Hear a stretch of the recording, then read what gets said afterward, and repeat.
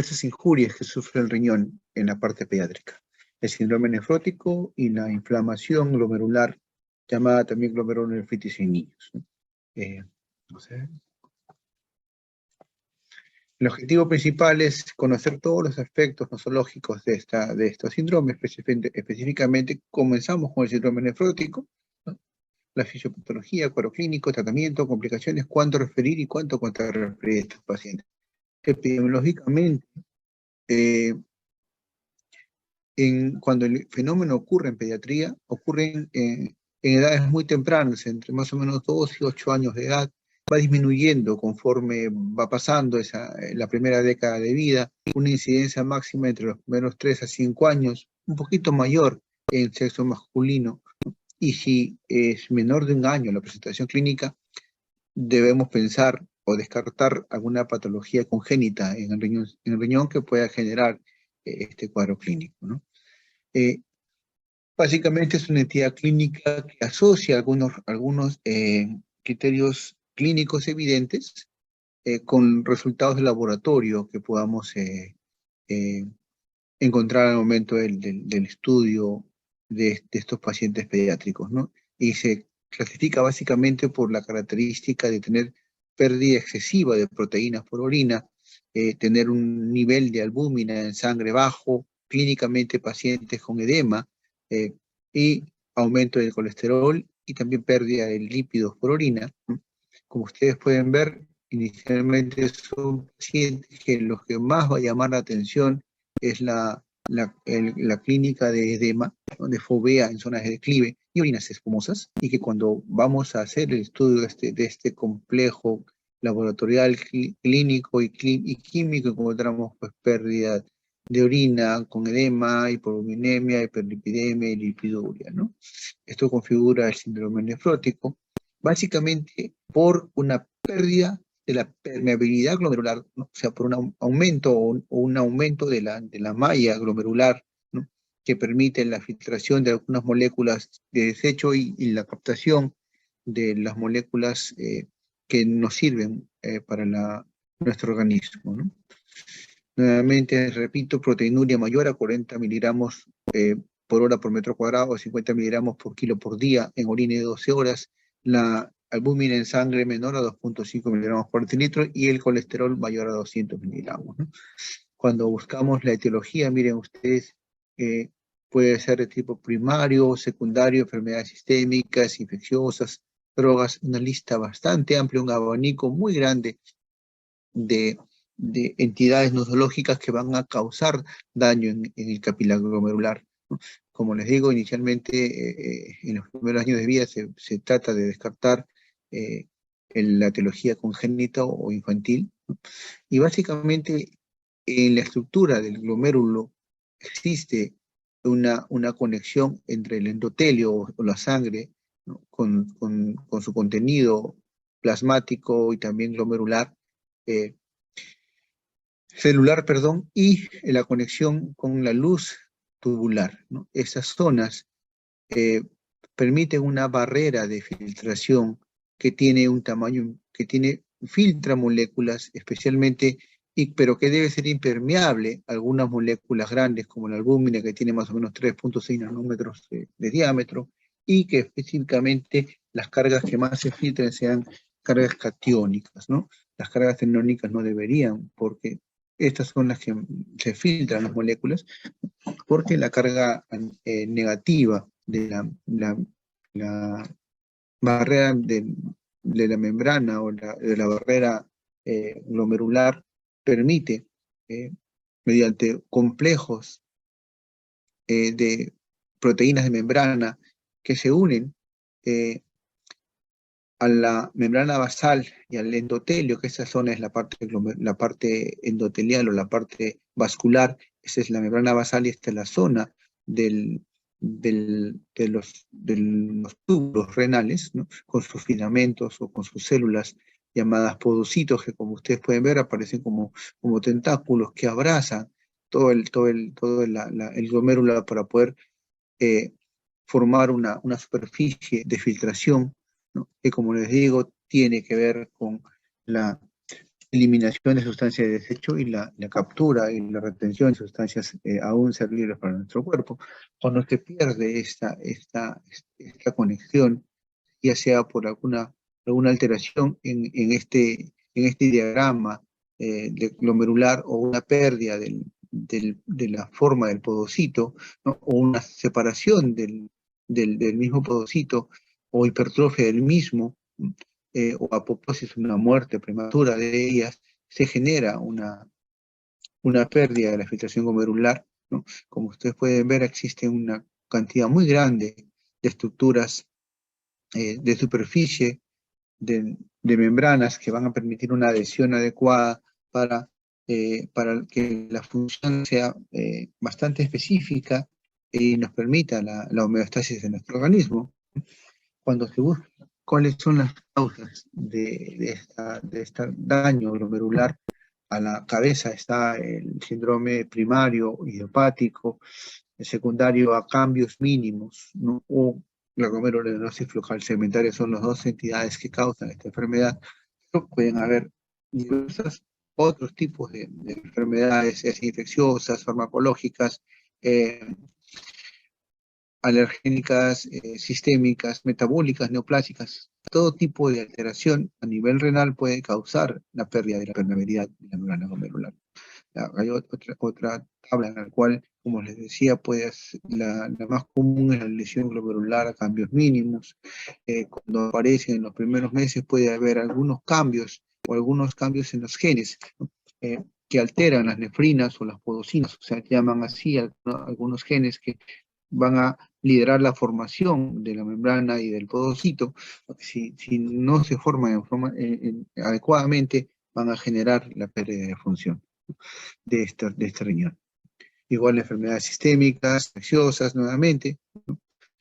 Y básicamente esta lesión glomerular, que como dijimos al inicio de la sesión, aumenta la permeabilidad de la membrana basal, permite la eliminación masiva de proteínas o de proteínas por orina, específicamente albúmina, generando que esta albúmina disminuya en el suero o en sangre, ¿no? Disminuye la presión oncótica plasmática, que nos genera edema, ¿no? Asimismo, hay una disminución de la actividad de la lipasa, de la proteína lipasa, que va a permitir la degradación de las lipoproteínas, de manera que al disminuir esta función, perdón, déjenme poner un enlace, va a haber un aumento de los lípidos en sangre, va a haber una alteración de los factores de coagulación, ¿no? Llevando a hipercoagulabilidad, alteración en la función leucocitaria, ¿no? Que también lleva a estos pacientes a una inmunodepresión transitoria, ¿no? Hay dos grandes teorías que van a explicar el edema, ¿no? La teoría del underfilling y la teoría de sobreflujo, y aún así el overflow, en el cual la primera se explica como el diagrama anterior, en el cual la proteinuria y hipoluminemia hace que la presión oncótica plasmática disminuya, de manera que el volumen plasmático cae también, ¿no? Y activa el sistema renina-angiotensina-aldosterona, y esto hace de que como mecanismo de defensa aumente la producción de hormona antidiurética, y esto retiene agua y sodio, ¿no? Y este aumento de retención de sodio con la presión oncótica disminuida va a generar la transducción de sangre al espacio intersticial y generar el edema, ¿no? Otra teoría, poco más reciente, es que hay una resistencia inicial de los túbulos renales al factor natriurético, de manera que al no poder eliminarse el sodio por orina, aumenta la retención primaria de sodio y de agua, inhibiéndose el sistema renina-angiotensina-aldosterona, aumentando más bien el volumen plasmático y disminuyendo la presión osmótica plasmática al perder también proteínas, y aumenta aún más el agua al espacio intersticial, ¿no? Ambas teorías llevan a la formación de edema, ¿no? Edema que es blando, que cuando ustedes tengan en su evaluación clínica la presencia de un niño con esta clínica, deja fovea, no duele al momento del examen físico, es de tipo insidioso, lentamente se va instaurando, de características al momento de la evaluación, es un edema frío, específicamente zonas de declive, asociado muchas veces a pérdida de actividad física en los niños, irritabilidad, con dolores abdominales, muchas veces, a veces tiene asociación con alteraciones hemodinámicas como hipertensión arterial, pero es lo menos frecuente, ¿no? Cuando tengamos un paciente con este cuadro clínico, sospechar de alguna pérdida de la función glomerular, y se piden los exámenes de laboratorio para poder evaluar primero en forma física la orina, que es de escaso volumen, espumosa, turbia, y que cuando se hace la cuantificación de la proteinúria hay un aumento de la captación de proteínas en el examen, ¿no? Mayor de 40 miligramos por metro cuadrado por hora, o más de 3,5 gramos por día, ¿no? Y la relación de las proteínas con la creatinina en orina al azar es más de 2. Al margen de ello, como le decía, hay un aumento de la agregación plaquetaria y precoagulabilidad, ¿no? Cuando se pide los hallazgos en suero, vemos que hay disminución de las proteínas de la hipergluceminemia, aumento del colesterol, del hipertriglicéridos. Normalmente la úrica y creatinina se mantienen normales y de igual manera se encuentra a veces levemente alterada las funciones de los electrolitos, ¿no? La pérdida principal es prácticamente de albúmina en estos cuadros más comunes, ¿no? Hay que buscar una etiología, hay que buscar los exámenes inmunológicos normalmente descienden la inmunoglobulina A, inmunoglobulina G, que son dependientes pues, de proteínas, aumentan la inmunoglobulina M como resultado de un cuadro infeccioso reciente. Las proteínas de complemento se mantienen normales, los exudados y cultivos normalmente son negativos a veces.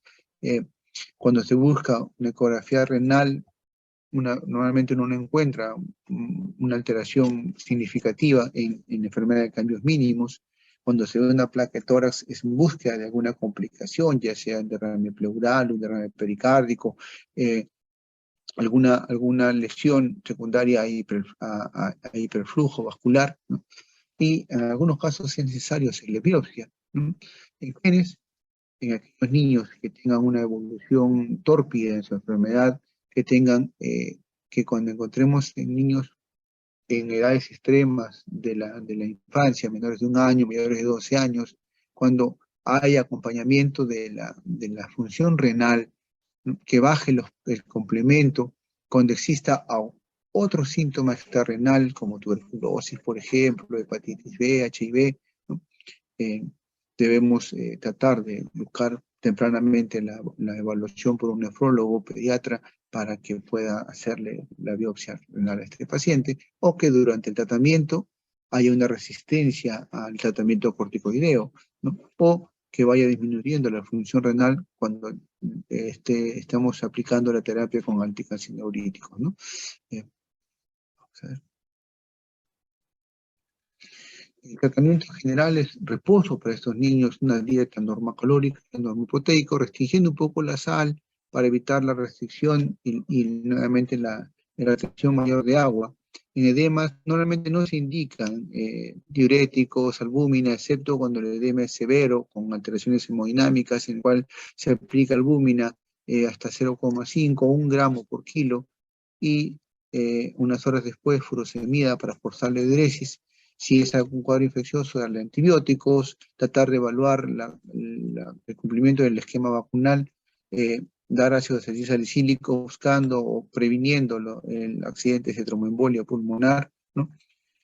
Este es el tratamiento inicial o general. Y luego cuando el paciente ya se logró la desfocalización, o sea, cuando el paciente ya se hizo un estudio previo para tratar de encontrar alguna infección oculta, ya sea en oído, ya sea en senos paranasales, ya sea en examen pulmonar, en descarte de tuberculosis, alguna parasitosis intestinal.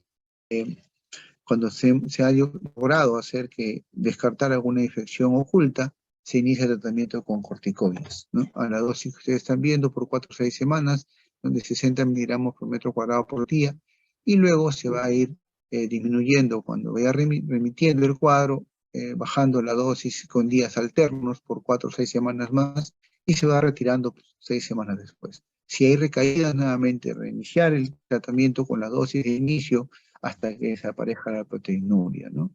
Hay otros tratamientos como ciclofosfamida, clorambucil, levamisol, ciclosporina, que se usan, ¿no? Como ahorradores de corticoides, ¿no?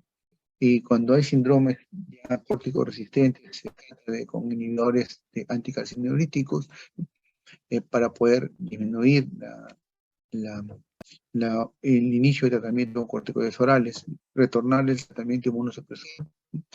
Y hay algunas definiciones que ustedes pueden ver, el síndrome nefrótico, ya lo vimos cuando es córtex sensible, cuando remite en las primeras 8 semanas de tratamiento. Remisión completa es cuando tenemos 3 días consecutivos detrás de la proteinuria o trazas en la proteína en la actividad reactiva negativa, ¿no? Remisión parcial cuando tenemos al menos a un 50% de reducción de la proteinuria, o la relación proteína con proteinina es entre 0,2 a 2, ¿no? Completa cuando tenemos el tratamiento 4 semanas después, ¿no? Una buena respuesta inicial, ¿no? La recaída cuando tenemos 3 días consecutivos de proteinuria, ¿no? Y recaída infrecuente cuando tenemos menos de 3 en un año y frecuente más de 4 en un año también, ¿no? Tener siempre en consideración los efectos colaterales de tratamiento, específicamente los tratamientos con corticoides, que se ha visto y se demuestra que tienen deterioro en el crecimiento, da hipertensión arterial, tiene riesgo de obesidad, osteoporosis, necrosis vascular de cabeza de fémur, ¿no? Y los otros tratamientos son un poco más costosos, pueden dar mielosupresión, alopecia, cistitis, eh, algunos son nefrotóxicos, dan hiperplasia gingival, hipertensión arterial, y estos pacientes, al tener una disminución de sus defensas, de su respuesta inmunológica normal, están sujetos a infecciones sobreagregadas, como ustedes pueden ver, ¿no? Y también a tromboembolismo, ¿no? Sea pulmonar, periférico, tener problemas de producción de hormonas tiroideas, ¿no? Y también llevar insuficiencia renal aguda, ¿no? Nuestra función como médicos generales es sospechar el cuadro, eh, evaluar clínicamente a nuestros pacientes, específicamente en las edemas, en la orina espumosa, en disminución del flujo urinario, hacer un examen completo y referirlo al segundo nivel de atención, donde se va a buscar la defocalización, y luego cuando se confirme el diagnóstico se puede iniciar tratamiento de corticoides, ¿no? Y cuando ya el paciente, si presenta una mala evolución, pasar al especialista nefrólogo pediatra, que va a tratar de evaluar la posibilidad de estudios más detallados para este cuadro, ¿no? Cuando hablamos de un proceso inflamatorio que afecta todo el glomérulo renal, que genera una pérdida en la función, ya sea de patogenia, generalmente inmunológica, se llama así a este cuadro un cuadro de glomerulonefritis aguda, ¿no? Vamos a ver ahora la fisiopatología, el cuadro clínico, el tratamiento. Y como ustedes pueden ver, en un glomérulo normal que estamos estudiando, como el podocito generaba o envolvía el endotelio vascular para generar la interacción entre el endotelio vascular, la membrana basal y el podocito, para poder lograr la filtración. En este caso, en la glomerulonefritis existe un aumento de células inflamatorias en la zona mesangial, depósitos de subepiteliales de complejos autoinmunes o de inmunes de antígeno anticuerpos, ¿no? Que son llamados HUMPs, y disminución de los componentes de las proteínas del sistema de complemento, ¿no? Entonces pueden ver ustedes que la inflamación se desarrolla en un espacio corto de tiempo, ¿no? Eh, Hay un infiltrado inflamatorio que da una clínica típica que puede comenzar abruptamente, ¿no? En personas sanas sí puede llevar a falla renal aguda, inclusive puede tener una pérdida de función total del riñón en el secundario a estos cuadros inflamatorios, ¿no? Que puede ser primaria, postinfecciosa o asociada a enfermedades sistémicas. En este caso sí hay reportes de cuadros postinfecciosos, bacterianas, específicamente la Streptococcus beta hemolítico del grupo A, ¿no? En el mayor de los casos, ¿no? También hay otros cuadros bacterianos, también hay cuadros como varicela, rubiola, citomegalovirus, cándidas, parásitos, secundario a enfermedades sistémicas, y cuando se habla del cuadro bacteriano, está asociado muchas veces a brotes epidémicos, ¿no? que tiene el factor socioambiental deteriorado como uno de los factores principales. Se da en niños entre 2 a 12 años con una relación también muy parecida a la anterior, entre 2 a 1 entre hombre y mujer, ¿no? Cuando se hace el estudio de la glomerulonephritis infecciosa, hay dos grandes grupos, dos cepas de Streptococcus beta hemolítico, ¿no? Una de tipo faringio, que ustedes ven las cepas 1, 2, 4 y 12, ¿no? Cuyo periodo de incubación está entre 2 a 3 semanas de la infección faríngea, y hay otro grupo que tiene mayor tiempo de periodo de presentación luego del cuadro infeccioso en la piel, con las cepas que ustedes ven en la diapositiva, ¿no? Pero luego de estos cuadros como antecedente aparece bruscamente una disminución del volumen de orina, con hematuria, con proteinuria, con oligoanuria, con azoemia, con edema, con una pérdida del filtrado glomerular importante, que al paciente lo pone en posibilidades de daño severo, ¿no? Y cuando se busca la etiología de la enfermedad, como ustedes pueden ver, hay una infección previa bacteriana, hay esta exposición a este germen que tiene diferentes zonas antigénicas, genera la respuesta con un anticuerpo. Este antígeno-anticuerpo se unen formando inmunocomplejos que luego se van a ir depositando en los capilares glomerulares, ¿no? Activando los fenómenos inflamatorios. Por lo tanto, allí sí disminuyen como les decía, el sistema de complemento, aumentan los marcadores de respuesta inflamatoria, como el ASO, el antianuralidasa, ¿no? Estos depósitos de capilares glomerulares permiten que el pasaje ya no sea tan selectivo como el síndrome nefrótico, sino se pueden perder también glóbulos rojos, pueden encontrarse depósitos de túbulos hemáticos en orina. Hay una pérdida de la función del flujo urinario, hay edemas, ¿no? Con hipertensión arterial, por disminución de filtración glomerular, disminución de la excreción de sodio, y esto, como les digo, genera una respuesta de mayor edema, ¿no? En este caso, en algunos niños puede ser asintomática, pero cuando se presenta clínicamente, pues se presenta con edemas, ¿no?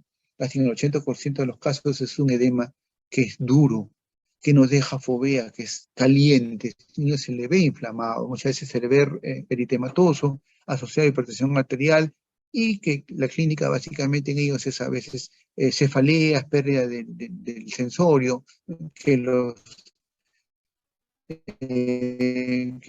va a depender mucho del incremento del volumen plasmático, ¿no?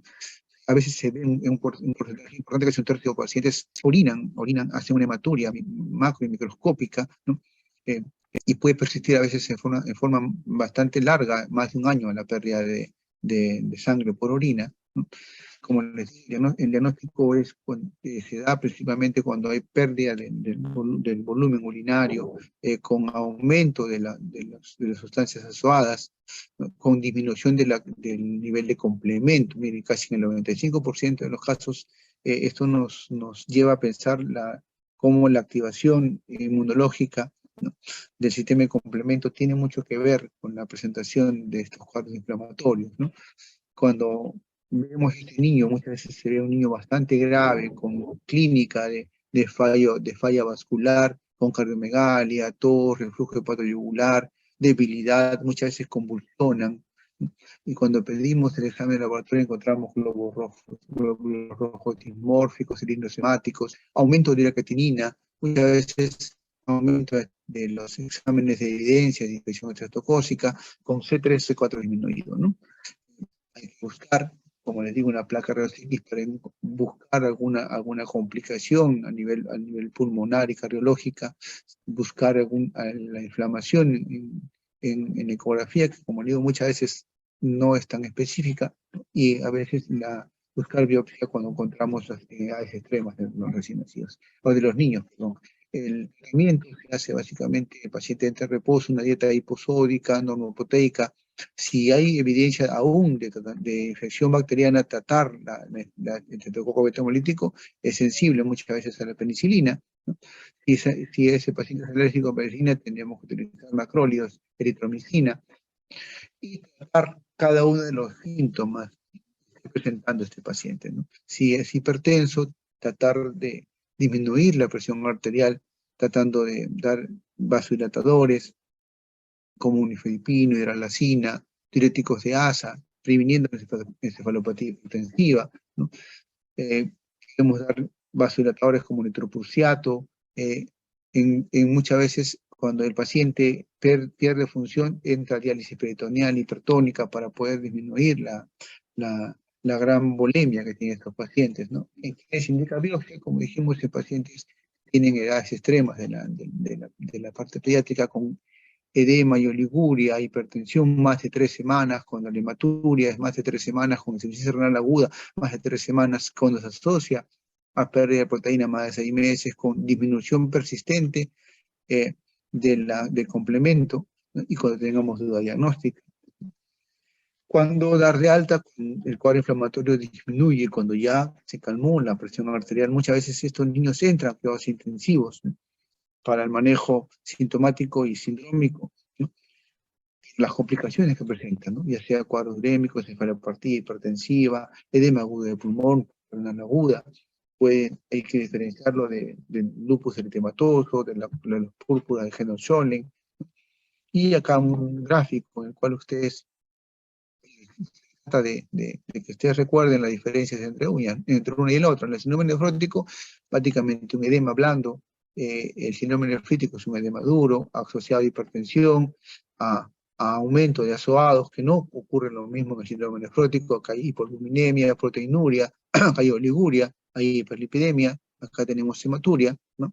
Y lo más común en el síndrome nefrótico es cambios mínimos, la enfermedad de cambios mínimos con glomerulonefritis membranosa, vasculitis, y el síndrome nefrítico, una glomerulonefritis post-citocócica o post-LES, ¿no? Son las por depósito de anticuerpos antimembrana basal. Y aquí básicamente es la pérdida de la función de los podocitos, ¿no?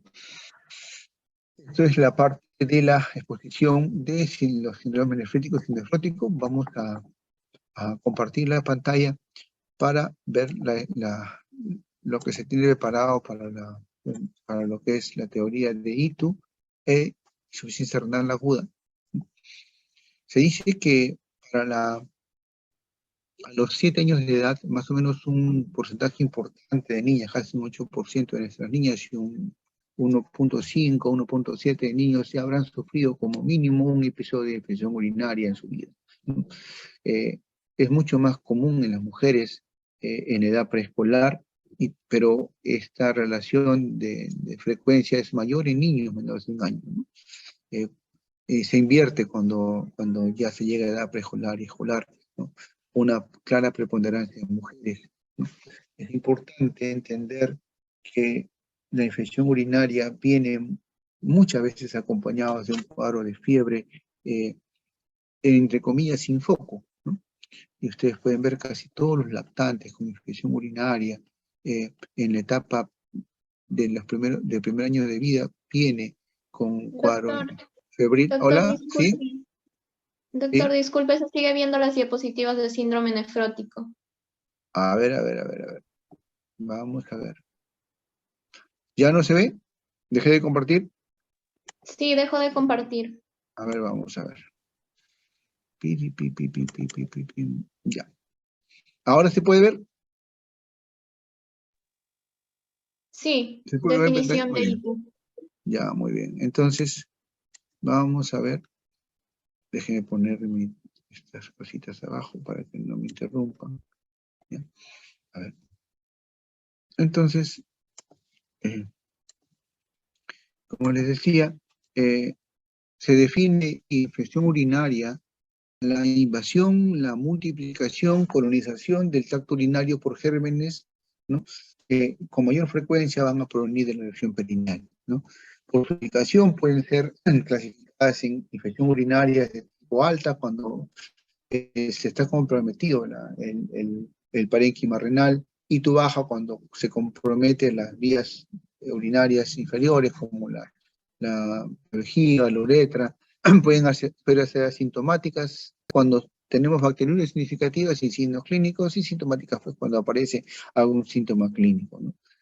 Lógicamente, la mayoría de los casos se deben a bacterias de origen entérico, casi un 93% son de origen gram negativos. Los más comunes son el Escherichia coli, siempre liderando los diferentes reportes de etiología. También los gérmenes oportunistas como la pseudomonas pueden darse en pacientes que han recibido tratamiento profiláctico, ¿no? También puede haber virus como el adenovirus, becavirus, como causa de cistitis. En pacientes inmunocomprometidos se puede encontrar de todo, especialmente Candida albicans asociados a cateterismos vesicales, muy frecuentes en las unidades de cuidados intensivos pediátricos. Y hay factores predisponentes, ¿no? Especialmente en las mujeres, por tener una uretra mucho más corta. En los hombres que no están circuncidados, el aumento de la producción de esmegma hace de que esta esmegma se contamine y que puedan las bacterias por vía ascendente llegar a las vías urinarias y causar infección, ¿no? El estreñimiento es importantísimo como causa de infección urinaria, ¿no? Algunos factores obstructivos, neurogénicos, eh, también inmunosupresiones. Pacientes con inmunosupresión pueden generar problemas de hito a repetición. No podemos descartar actividades o abusos sexuales, embarazo, y son las cateterismos en nuestros pacientes pediátricos, ¿no? Como dijimos en la diapositiva anterior, la principal vía de infección es la vía ascendente, ¿no? Como los gérmenes migran desde la zona perineal por la uretra y se van a multiplicar en la vejiga y van al riñón. Es muy poco común, pero específicamente más frecuente en niños recién nacidos, ¿no? Como dentro del proceso patológico de la sepsis, la vía hematógena, traumatismos, es muy escasa la infección por contigüidad por alguna infección en las zonas perirrenales. Pero en general lo que hacen las bacterias es eliminar los mecanismos defensivos que tenemos en nuestro organismo, que es básicamente el lavado vesical que tenemos en la micción, la capacidad lítica que tiene la mucosa vesical para poder eliminar las bacterias residuales, y la actividad inhibitoria inmunológica que tiene la orina con inmunoglobulinas, con el pH bajo, el lisocimas, que inhibe la producción y la adhesión de las bacterias en orina, ¿no? El cuadro clínico es inespecífico, mayor en recién nacidos. En los niños prácticamente lucen enfermos, irritables, con rechazo a la alimentación. La fiebre es muy común en ellas, como dijimos en unas diapositivas previas. El lactante podemos encontrar fiebre alta, vómitos, dolor abdominal. Y en niños sí aparecen, ellos empiezan a manifestar los síntomas urinarios como disuria, poliuria, enuresis, ¿no? Pueden acompañarse también de cuadros de vaginitis, vulvitis, ¿no? Pero ustedes pueden ver cómo en los más frecuentes síntomas y signos de ITU es la fiebre, ¿no? En lactantes, acompañado de cuadros eméticos, ¿no? Pero la mayoría es fiebre, ¿no? Y en niños más grandes los reportes de sintomatología vesical, ¿no? El diagnóstico se hace por urocultivo, cuando se encuentra la presencia de bacterias en tinción de Gram y cuando hay crecimiento de bacterias, ¿no? Se dice que cuando hay crecimiento de función suprapúbica de cualquier número de colonias, unidades formadoras de colonias, se hace criterio positivo de infección urinaria. Cuando se cateteriza la, la, la vejiga por una punción suprapúbica, ¿no? Cuando se trata de buscar cateterización con alguna sonda urinaria, y tiene más de 1.000 a 50.000 unidades formulares de colonia, se dice que es diagnóstico de ITU, y con la bolsa plástica, con síntomas, hasta 10 a la 4 unidades formulares de colonia, sin síntomas 10 a la 5, ¿no? Tengan cuidado con el uso de la bolsa plástica. Mientras más tiempo se quede, entre más de 30 minutos de permanencia de la bolsa colectora en orina en niños, hay mayor posibilidad de que se contamine la bolsa y que el crecimiento de las bacterias en las placas del laboratorio sea prácticamente por contaminantes, ¿no? Cuando evaluamos las tasas reactivas y el examen microscópico de la orina, se encuentra la esterasa leucocitaria y los nitritos, ¿no? Los nitritos son reducidos, los nitratos son reducidos a nitritos por las bacterias Gram negativas, ¿no? Y cuando hay esa presencia de nitritos o esterasas leucocitarias, la sensibilidad y especificidad es bastante alta. Cuando tenemos leucocitos más de 5 células por campo, también la sensibilidad, la presencia de bacterias y la extinción de Gram también son bastante sensibles y específicos para diagnóstico de ITU, ¿no? Así que se dice que cuando encontramos en el examen de la tía reactiva cuando tenemos nitritos y esterasas leucocitarias positivas, es muy probable que ese niño tenga una ITU y se recomienda iniciar tratamiento con antibióticos. Cuando tenemos nitritos positivos y esterasas leucocitarias negativas, probablemente haya una ITU que no sea por gram positivos, ¿no? Gram negativos, perdón, ¿no? Y se considera como una ITU probable y también se recomienda tratamiento con antibióticos. Si tiene nitritos negativos y esterasas leucocitarias positivos, puede ser ITU, ¿no?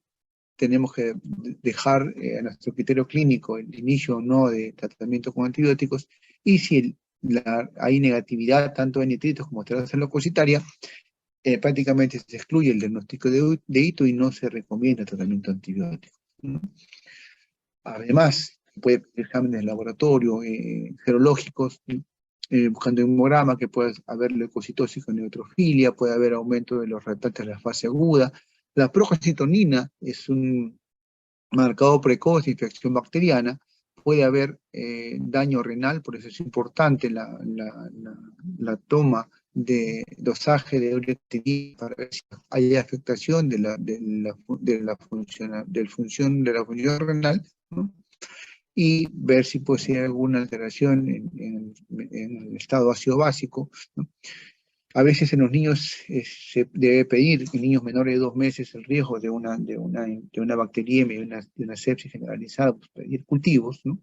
Si hay compromisos sistémicos severos, deberíamos pedir también cultivos y punción lumbar para tratar de descartar que no haya un compromiso neurológico, ¿no? Y buscar si ese riñón tiene alguna morfología alterada, o calcular el residuo vesical postmiccional, buscar alguna malformación, hidronefrosis, ¿no? Buscar alguna alteración a nivel renal que nos oriente a la etiología de tipo renal de la infección urinaria, ¿no? Debemos utilizar a todos los niños menores de 3 meses. Aquellos que veamos que tienen un estado general bastante alterado, ¿no?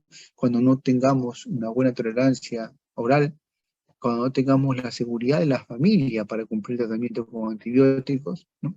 Y cuando iniciamos tratamiento, no deberíamos, si los niños toman alguna profilaxis, no deberíamos utilizar el mismo antibiótico de la profilaxis, ¿no? Como nitrofurantoína, trimethoprim, sulfametoxazol, porque ya están bastante sobreutilizados, y su resistencia en muchos de los reportes epidemiológicos habla de una gran resistencia bacteriana a estos antibióticos. Y tratar de que el tratamiento sea endovenoso en niños menores de 3 meses, ¿no? Normalmente debemos tratar a nuestros pacientes, los niños más grandes, educarlos en los hábitos de higiene perineal, en el manejo y tratamiento de la constipación cuando se quiera, ¿no? Y el tratamiento, pues, está reportado muchas veces en vía oral con cefadroxilo, amoxicilina con ácido clavulámico, tratamientos empíricos, ¿no? Como ceftriaxona, gentamicina, micacina, ¿no? En algunos casos, la segunda dosis profiláctica de pacientes que tienen alteraciones morfológicas de las vías urinarias, ahí están las dosis, pero básicamente todos estos son de tratamiento empírico. Cuando ya se tiene el cultivo y cuál es el germen causal, el tratamiento es específico al antibiograma que nos orienta el cultivo de este germen, ¿no? Cuando damos tratamiento antibiótico, en hitos recurrentes, en vigía neurogénica, en neuropatía obstructiva, ¿no? En pacientes que están esperando uretrocistografías, en lactantes menores de un año con pielonefritis aguda durante el primer año de vida, ¿no?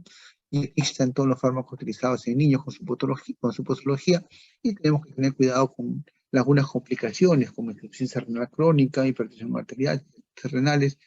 Hay que buscar siempre las causas de neuropatía obstructiva, algún daño en la formación renal que nos pueda generar luego un daño posterior y que se nos puede escapar alguna malformación renal o de las vías secretorias de la orina, ¿no? En este caso. Cuando tenemos cualquiera de estos tres síntomas, ictus, síndrome nefrótico, síndrome nefrítico, todos ellos pueden llevar a la pérdida de la función renal, ya sea en horas o días, disminuyendo la tasa de filtración glomerular, ¿no? Y esto nos puede llevar muchas veces a la muerte.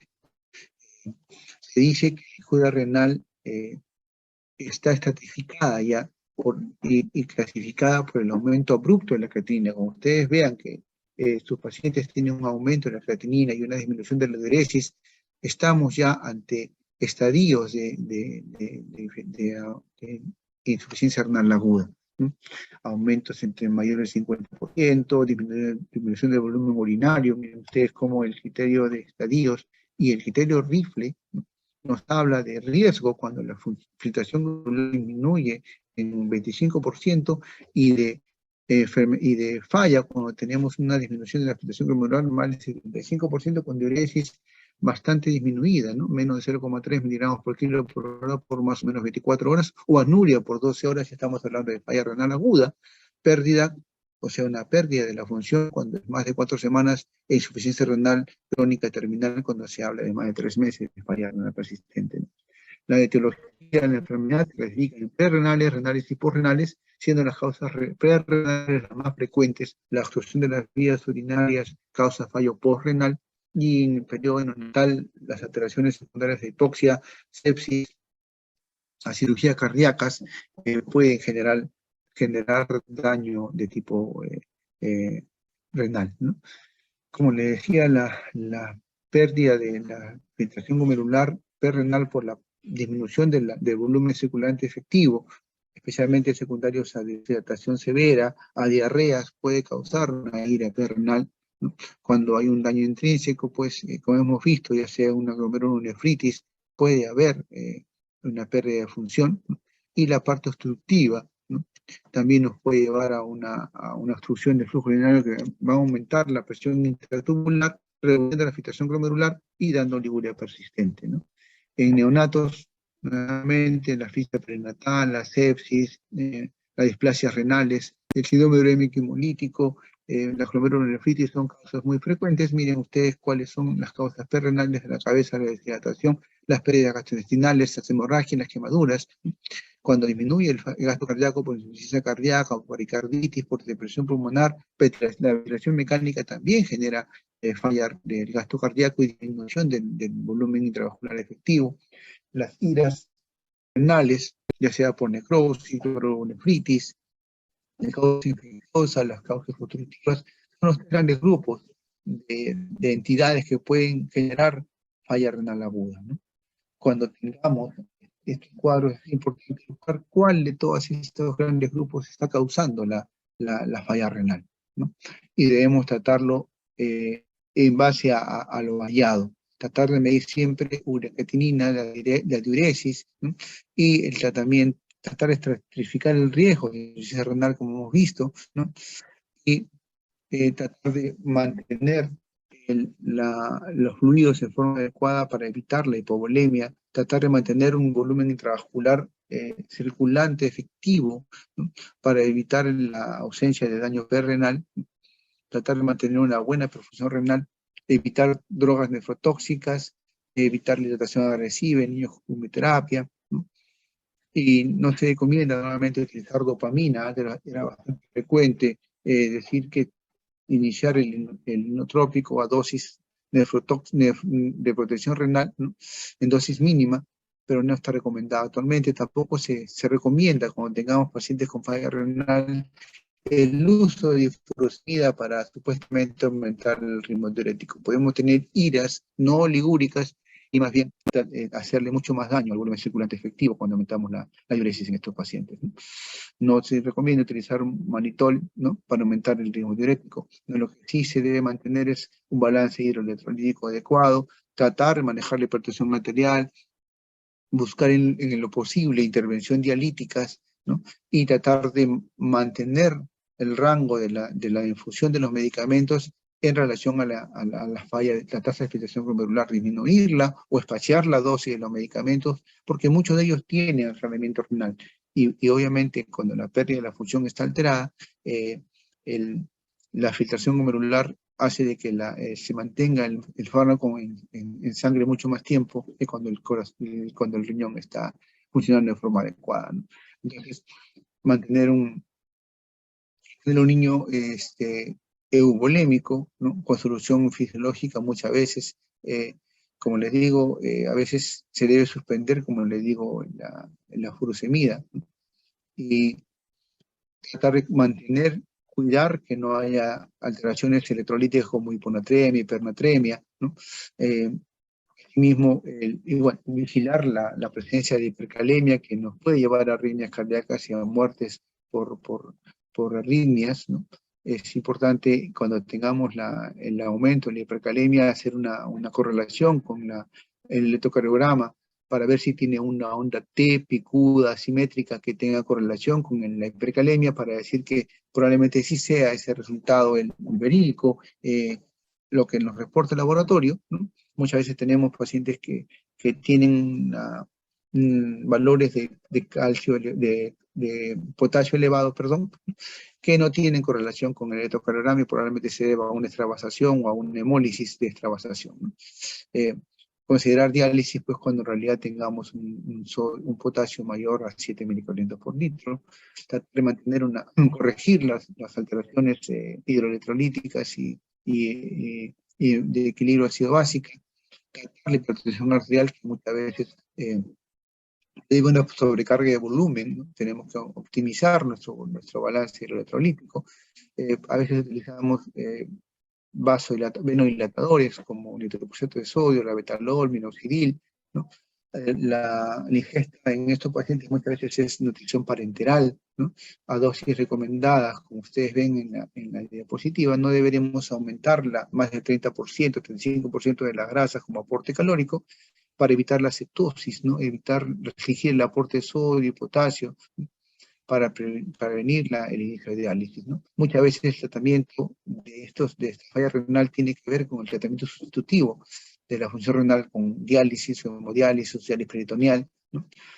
Tenemos la diálisis que puede ser hemodiálisis intermitente, diálisis peritoneal, terapias lentas continuas, eso lo veía el equipo de nefrología del hospital, ¿no?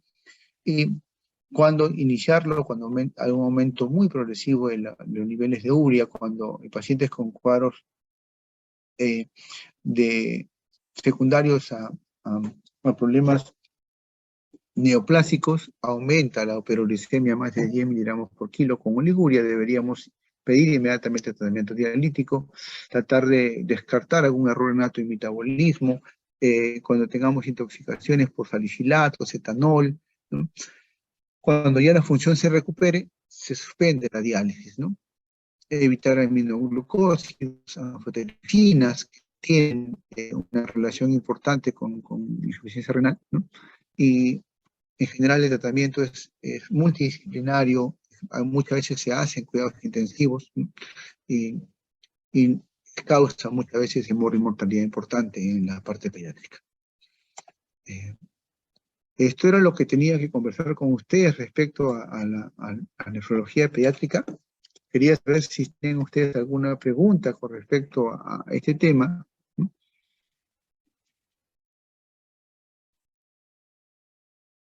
¿Me escuchan?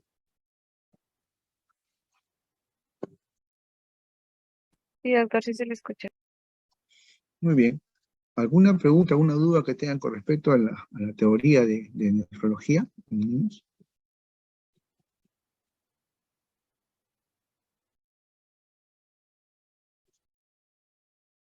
No, doctor. Doctor, yo sí tengo una pregunta, pero es para el día de mañana, el seminario. Dígame, doctora. ¿Para el día de mañana tenemos que presentar solo el caso clínico o también exposición del seminario? Los dos, doctora. Los dos se tienen que presentar, el caso clínico y el seminario. ¿Ya? Ya, doctor. Muy bien. Entonces, nos vemos el día de mañana y comenzamos mañana en la tarde. Tengo con ustedes en el campus, ¿verdad? Sí, Sí, doctor. Muy Sí. bien. Entonces, el, los hago, nos vemos el día de mañana, pues, en la actividad presencial. Hasta luego, cuídense mucho. Dios les bendiga. Hasta luego, doctor. Hasta luego. Gracias, doctor. Hasta luego. Doctor Luis, devuélveme el hospedaje, por favor. Ah, bien, doctor.